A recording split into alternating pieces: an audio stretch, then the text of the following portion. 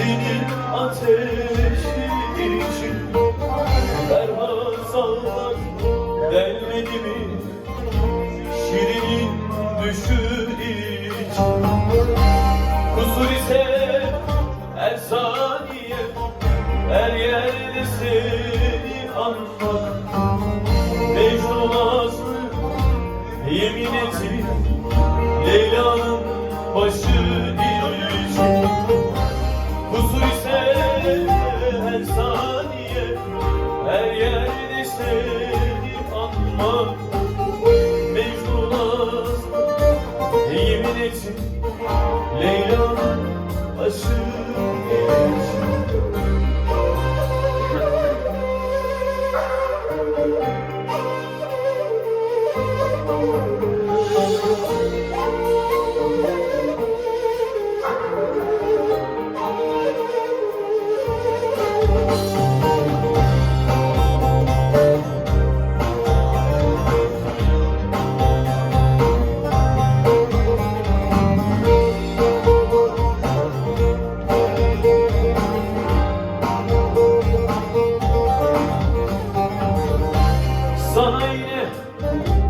Sana yandım nesimiyle dün gece.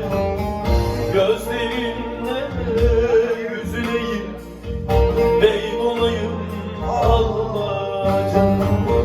Böyle hüküm buyurmuşlar tanrılar divanında. Ben sana yollanmışım Muhammed Miraca. Böyle hüküm buyurmuşlar tanrılar divanında. Ben sana yollanmışım Muhammed Miraca.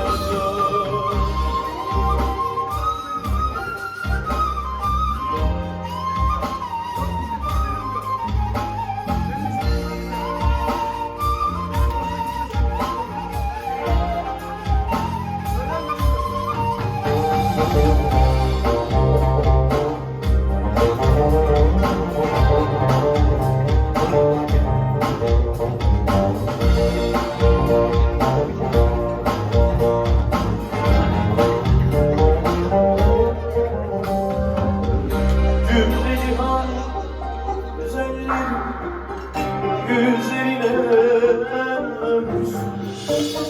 gözlerin al yüzüm İçerimdeki havuz, ruhumdaki fırtınalar beni usandırır. Muhaber eyleyin de gelsin de tufan gör.